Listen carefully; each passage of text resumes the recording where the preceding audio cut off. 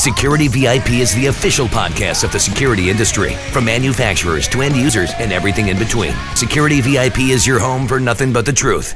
You think you know me?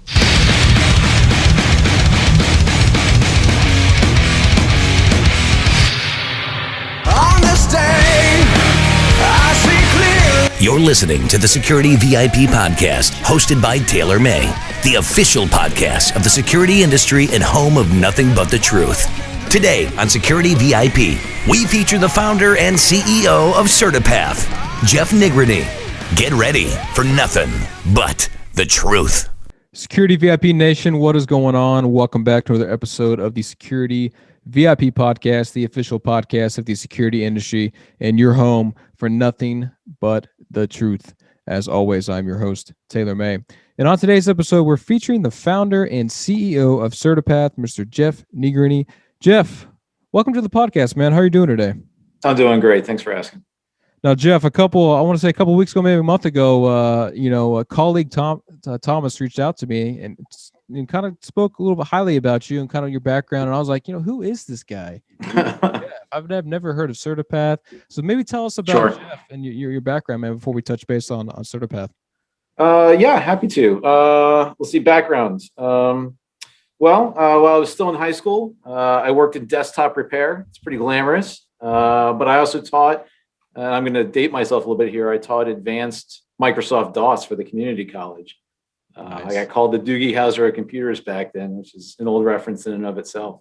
So let's see, after I finished undergraduate, I was a C developer at AT&T. Then I was a Unix admin. Then I was a cybersecurity guy. And that led to being a digital identity guy. At least within the context of cybersecurity. And so that's what I formed my own company around, this thing CertiPath, right? So I formed it in 2004. I think that puts me probably amongst the first to be focused on the digital identity problem. As I think subsectors within cyber go, it's probably seen more growth than most. It's been a pretty fast ride. So I'm a fairly technical guy, I suppose, but I enjoy the business of security. I actually enjoy the legal aspects as well. I don't think there's too many people saying things like that, but I get involved with most of our contract negotiations, and I was the author of the first digital identity law in the United States that was enacted here in the Commonwealth of Virginia. And for your physical security-oriented listeners, I appreciate you have plenty of those. I was the original author of the PIV-I identity standard, and I was, the co-creator of the F5 PAM board. It was the first fully PKI-based physical access component, and that's now owned by HID. So you run across that a lot in government and highly regulated organizations. So that's me. I listened to your first podcast. So Taylor, I feel like I have some sense of who you are. I am interested. Was that in the intro track on that first one? Was that Alter Bridge?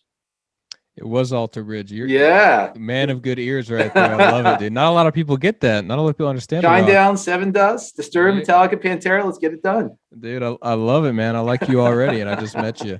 You get it. No, Jeff, that's it's great to hear, man. You were actually the first, cybersecurity guy I've had on my podcast. So this is an arena that's new to me. I'm not, you know me, I'm in the physical security realm. I deal on the AI computer vision side of the industry.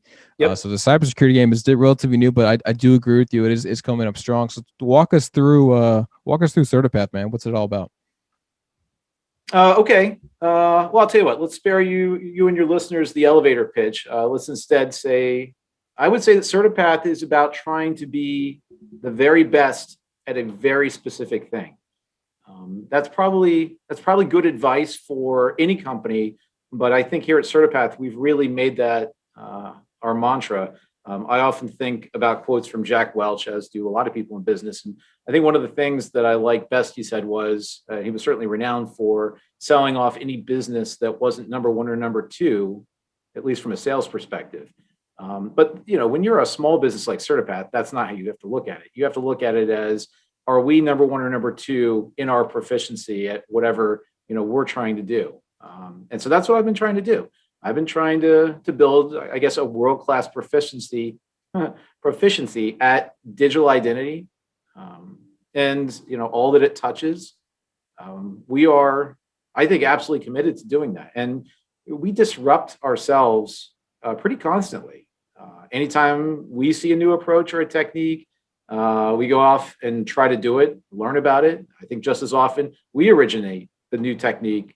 And CertiPath is typically doing that to the benefit of the U.S. federal government. We work with them pretty extensively. And we've had a lot of success acting as I think, a source of innovation for the U.S. government, especially with respect to physical access.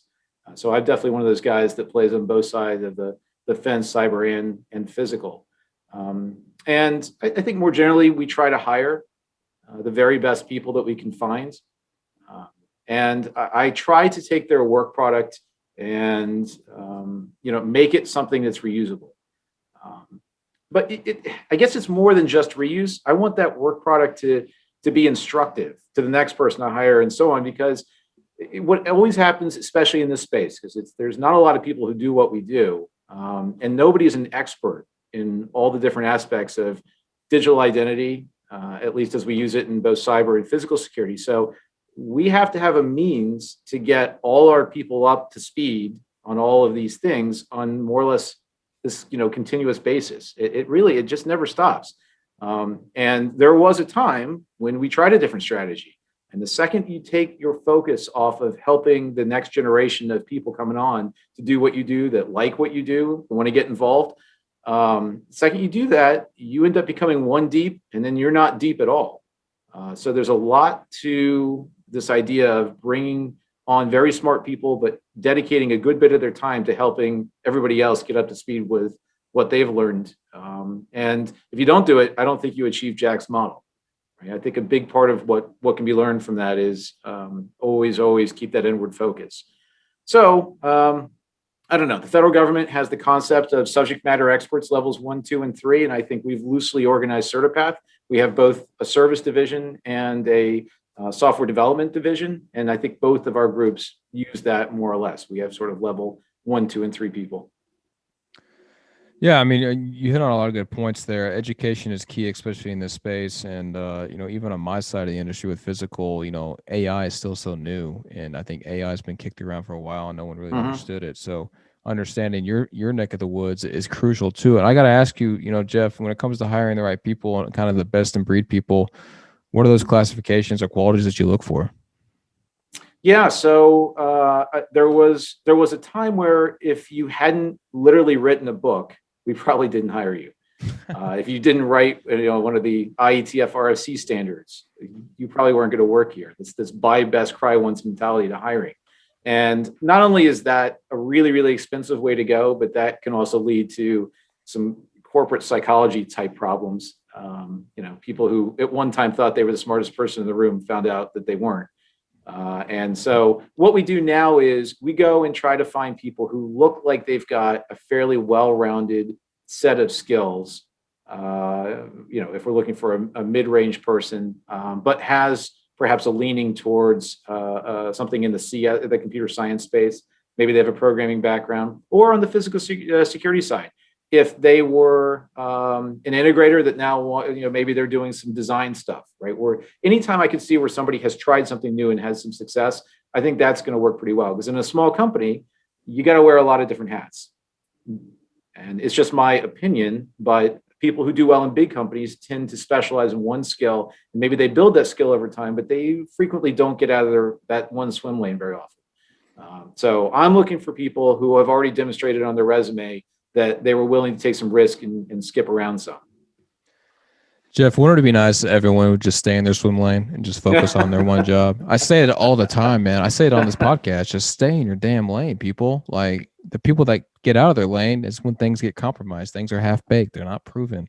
But we could talk about that all day long. But that's a good point, because I definitely agree with you on that. Talk about the challenge, though, that you guys are solving at CertiPath. What are the common problems that you guys see in the industry from the cybersecurity realm that you guys are solving with your company?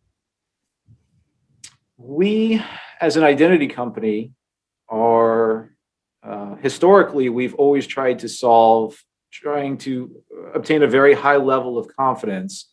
Who is in your network? Who's in your facilities? Nowadays, I think we're increasingly adding to that. Are those persons suitable and authorized to be in those places? And that's actually a much harder problem. We originally were a services company, and in 2013, I decided to try and leverage some of the goodwill that we created across our customer base and start plugging some of the capability gaps that we had seen at all of our customers. And I mean, that's a really long time to build a direct marketing capability. It's not a really good on-purpose sort of strategy, but that's ended up working, I think, really well for us. So we've still got a really good breadth of these professional service programs. We run the contracts for at GSA. We do all the physical access testing. We're the approved products list lab for the federal government, handles all the PACS equipment. We're the program management office for the U.S. Marshals physical security program. So that's all the judiciary and prisoner transfer stuff. But we also now make these products too, and they solve some important problems. So we do continuous monitoring. It's a cloud service that watches the availability and revocation of all of those smart card or PKI credentials that you see Govies wearing. You're going to see a lot coming out in the news this calendar year about some companies that everybody knows that have decided to switch to smart card physical access as well. There is a whole host of vulnerability disclosures that are going to be coming out about a number of access technologies that many of us are familiar with. And I don't mean procs. I think everybody knows not to use that now, but some of the other ones in between. So we've got this monitoring service for the keys, if you like. A lot of people talk about monitoring the locks from socks, but we're monitoring the keys. I think we're the only ones that do that. And then we, of course, also make a visitor management platform. For my mind, visitor management is the perfect embodiment of the identity management problem for physical security, because, of course, the people that you know the least about are walking around in your facilities. And so a good visitor management approach can help mitigate that kind of risk. So that's what I think we're doing. We are the visitor management default product for in government for Software House Secure, for Lenel S2 On Guard, for the Identif Hirsch Velocity, and for Gallagher. So I'm really pleased that we've been able to achieve that. Yeah, those are some big names in the industry. You mentioned Lenel, and Lenel is a top Mercury partner, and I'm a huge fan of Mercury. My father works for RS2. They're a Mercury partner as well. Jeff, talk about the go-to-market though. Are y'all go through a channel, or you guys go direct, or what does that look like? Sure. So for services, all direct. In government, that of course is mostly bid and proposal. For commercial, it's almost 100% referrals now, which is really, really good. Right. We're obviously very, very thankful for that. But for product, just like you said, we go through the channel. Those 4 access control manufacturers I just mentioned represent our 4 channels. So we're in all 4 of their price books. The integrators are able to quote for our product. If an integrator is not trained on installing and supporting Trust Visitor, they need to get trained, but typically we'll go out and actually do the first installation of Trust Visitor with them hand in hand. And, that's an interesting side to this is this idea that, we're bringing an IT solution to the access control space. And that quickly conjures questions of, well, would it be better deployed as a cloud service? And then you wouldn't have to train integrators at all or very little. And at least so far, what I'm finding is that because we integrate with a half dozen systems, not the least of which is the access control system, and with the companies or the agencies' HR system to understand who its employees are and so on. These are systems that people are not super excited to let cloud systems have access to, at least not yet. And maybe that's a problem that gets dealt with one retirement at a time. That could be. But either way, we have not found a single customer yet willing to allow a cloud instance of our software to interact with all of their on-prem systems. So we continue to install this on-prem. I listened to one of your podcasts about, is the cloud killing integrators, at least in the physical security, high assurance space? Not yet. Not yet. It's going to be a while. Yeah, I had my colleague Kieran Carroll. We talked about software companies and RMR companies killing security integrators, because I was going to ask you your perspective too. When it comes to these complex products, AI is one of them, computer vision is one of them, ML, all those things we talk about analytic wise. But for your solution, do you find value in an integrator selling your product, or is there? Oh, absolutely, absolutely. Okay. I employ exactly one salesperson. It turns out, and I hate to say this, he's very good. But he's still just one. And so as a result, if we don't have the sort of multiplicative effect of the channel and the integrators that are going out. I mean, like you said, you had never heard of CertiPath. That's a problem that I have to contend with. It's not like a Super Bowl ad is going to help us. It takes that relationship sale to convince somebody to go do something that they probably haven't done before. And in high assurance visitor management, I mean, we could spend a whole podcast just talking about that. It is really, really complex what's going on behind the scenes. Now, the goal is not to expose any of that complexity to the lobby guard or to your visitor.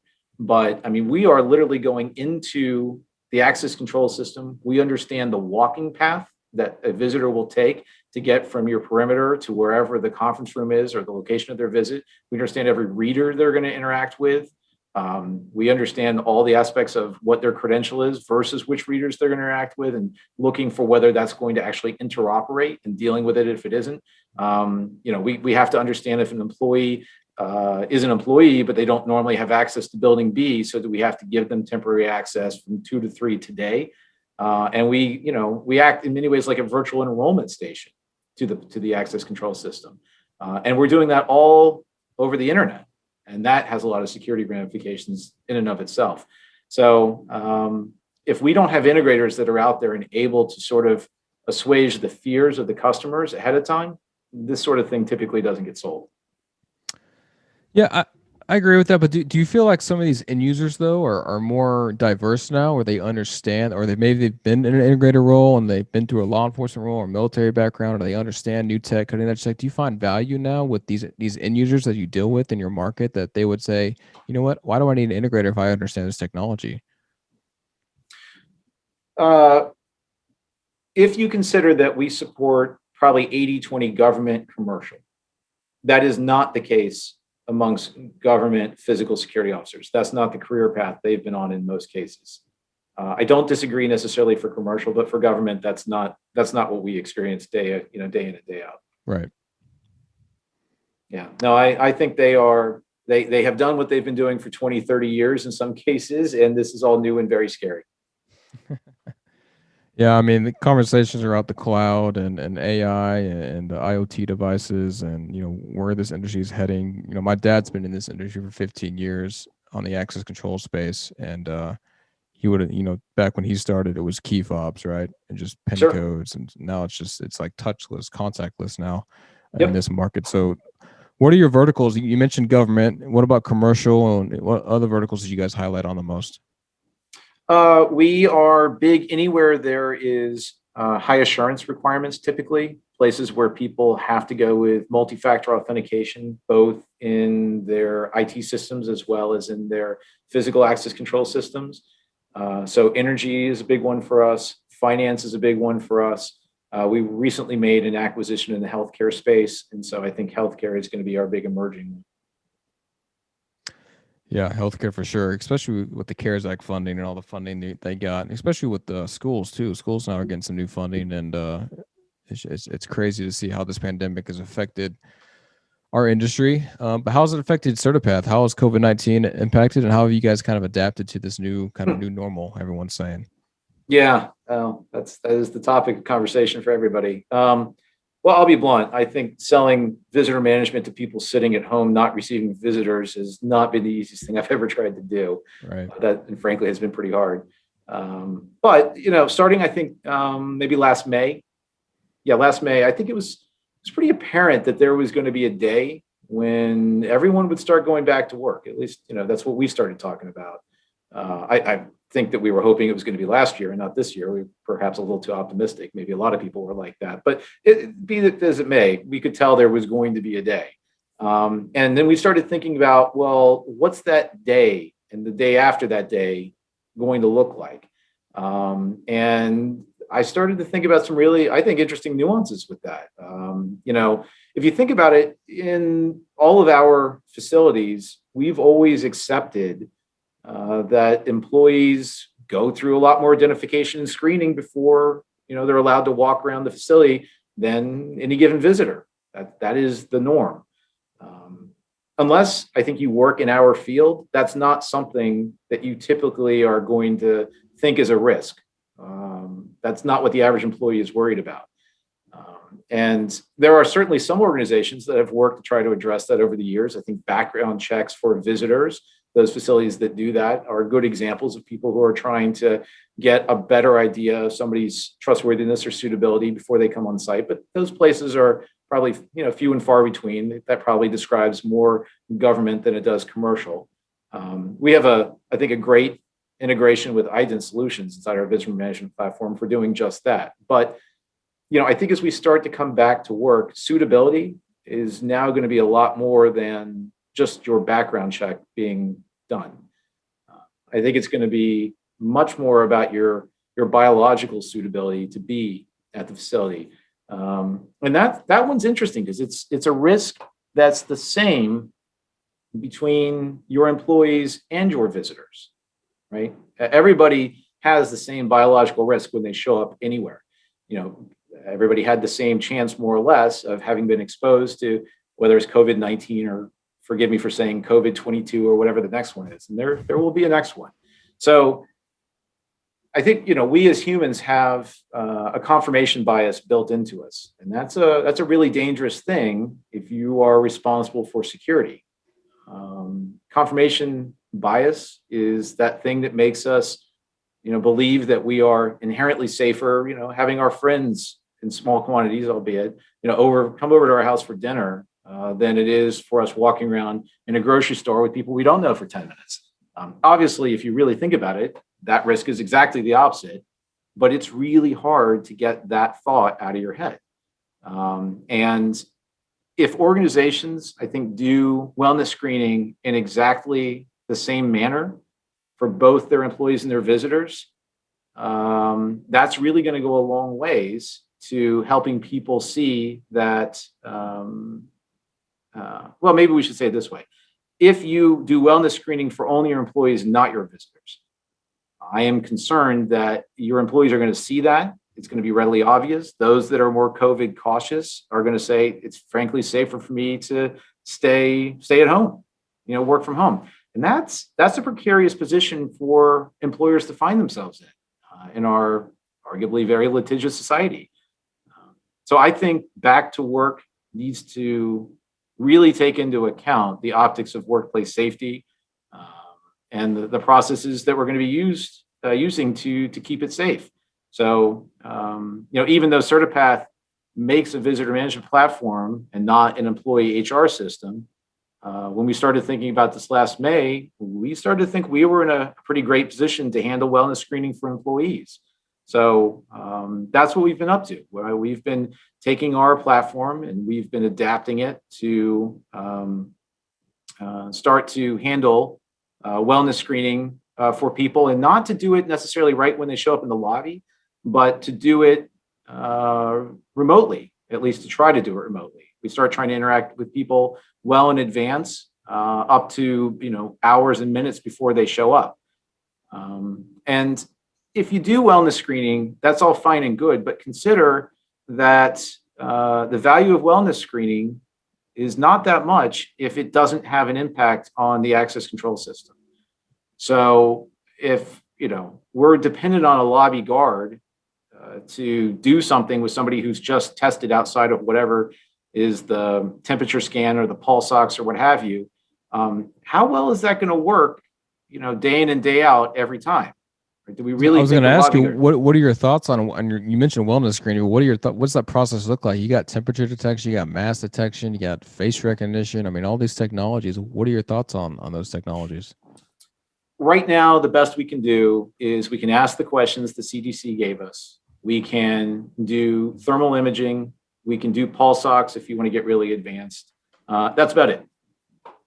You are going to see in the very near future people having digital credentials, if you like, that prove their vaccination status.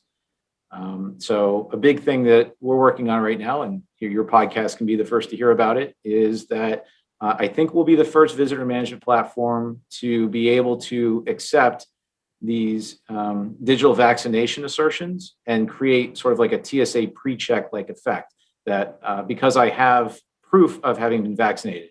And when I say proof, it's uber technical, but it's blockchain backed sort of verifiable claims is the exact term. Then this is something that, could allow me to skip the questions, skip the temperature scan and the rest, and frankly, give a facility a much higher level of confidence that I don't pose a biological risk.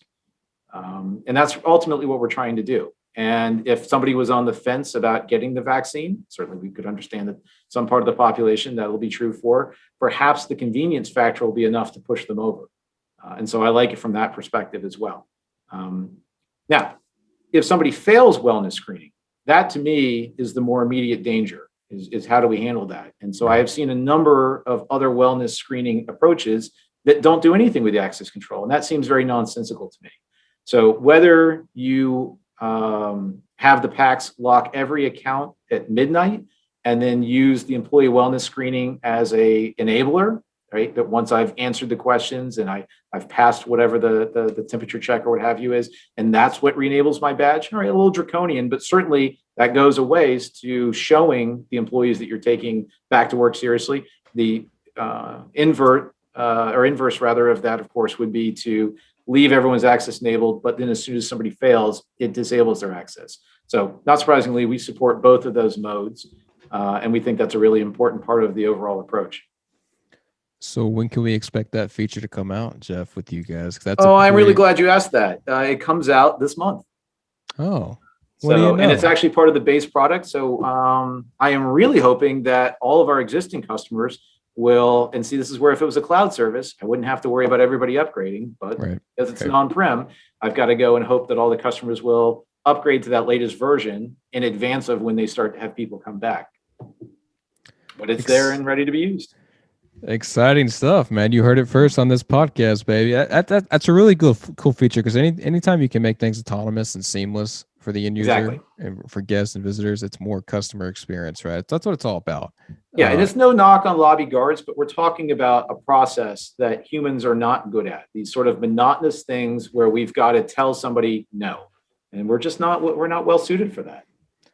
No, I agree, man. And I'm not trying to get rid of the human element, because I think the human element is always vital, but you got to have proactive layers in place, seamless layers in place to help them do our job more effectively. And absolutely. I want the humans for the fringe condition. Yeah. Right? I want the system to handle all the normal stuff. 100%, man. That'd be great for even like stadiums, man, like going to a sports game, Funny you should mention that. It's a great use case. I would love to somehow walk up to a Cowboys game and have my beer, my hot dog, and whatever else I wanted necessary, but everything is already identified before I even walk to the gate, That is well underway. More to come from Jeff and CertiPath. I'd love to hear that. So Jeff, what is the goals, man, for this year? You mentioned that feature this month, which is very exciting. I love to hear that. What else do you guys want to achieve here in 2021? We are going to release our first ever kiosk this year. It was already in development, but it's been a really, I think, interesting thought exercise to figure out how do we emphasize a touchless experience where we can. So we're doing that through QR codes like a lot of other people, but we're doing a big emphasis on facial recognition. And I appreciate that's near and dear to your heart. And we rather than going and trying to use other third-party toolkits, I don't know, we're the eager kids at the front of the class are our hand up, I guess. We decided to try our hand at making our own, and we've really focused on mask detection and this idea of sort of faceless detection, where you augment with aspects of the neck or ears or things to sort of get your confidence levels scoring a bit higher. So we've now got it to the point where it is a user selectable feature that you either allow someone to continue to wear a mask or not during check-in. And we are in the high 90%, even with mask, which I'm really happy about. So, if that's important for your lobby and you're willing to accept one or two in 100 where it just says, hey, I wasn't, not that it would falsely positively identify you, but falsely negatively, it wouldn't understand who you were. We think this is a pretty good feature to bring to market. So that's a big goal. I would love to see that rolled out around certainly inside the DC Beltway this calendar year. I would also like to be able to go back to conferences. I think that's a goal for me. I do not like Zoom or Teams happy hours. I'm just not into it. I don't honestly. I did not realize how much I actually like going to conferences. Man, I would kill to go back to a conference right now. 100%, man. 100%. Yep. That's you bring up facial recognition. My background was I with do. AnyVision for quite some time, and I'm curious your thoughts on two questions really. How do you guys build your model? And second, what are your thoughts on all the stipulation behind face rec with like PII and GDPR? What are your thoughts on that? I don't want to go too far into how we build the model because I think that might be a little bit of our secret sauce. But I will say That's that fair. we're not doing so much mathematical modeling that I can claim that we don't need to train the algorithm. Classical AI algorithms have to be trained. Ours most definitely has to be trained to some degree. The newest models use some really, really fancy 3D modeling math to avoid training, and we're not like that yet. I'd like to get there, but we're not there yet. So I would say we are in the classical bucket, arguably with some special sauce for mask. For the EU's GDPR, yeah, that one's a little messy. So we are really focused on doing one-to-one matching and not one-to-many matching. And so that's what the QR code is for us. If you don't have a QR code, I'm not super excited to just go and start trying to scan through the entirety of our database. So we use the QR code as an indice to understand who we're talking to. And then we use your face as an authenticator as opposed to an identifier. And in that way, we are within the realm of what GDPR says. Yeah, it's a sticky situation, especially around face rec for surveillance and security purposes. I had Right, that's for identification. Yeah, I mean, I understand because even I'm sure you've heard of Alcatraz before out of California. Maybe not, but they'd use face authentication as well for their access control. They call it the Rock or something. They place on the door, and it's like a face one-to-one service solution. But I just feel like there's been so much ignorance around face rec. They just don't understand it, or people see stuff in the news and say, "Oh my gosh, you're misidentifying my face." But the reason why this is like important, I'm glad you brought it up, is because big time companies like IBM and Amazon, they came out with like an open source face rec product, and it destroyed the face rec as we know. Like that's where the misidentification of colored people or black people came out, misidentifying gender and everything we see. It gave people a bad taste about just face recognition and identifying people. But if you label it face authentication, maybe it's more of a not less much of a hurdle for a customer to adapt. Well, that's certainly what we think, and we think it's there mostly as a user convenience. If somebody would rather authenticate with, say, their driver's license or a PIV card if they have one, all of those are available. We're simply trying to offer it as an alternative to give a contactless experience. Yeah, no, 100%. I agree, and that's some exciting things coming out of CertiPath this year. I'm looking forward to seeing you kind of progress, and I agree with you. ISC West, I was crossing my fingers we still have that show this year. I'm scheduled to have my podcast at that show this year, so we'll hopefully come to light, and hopefully that happens. But that would be cool. Jeff, wrapping up, you've listened to my podcast before. I throw like these 60-second hot seat sections where it gives you an opportunity to give you kind of your last sales pitch for the end of the episode. And I know would love to hear your pitch. You've already pretty much said it the whole time in this episode, but if you had to put CertiPath in 60 seconds, man, what's the sales pitch?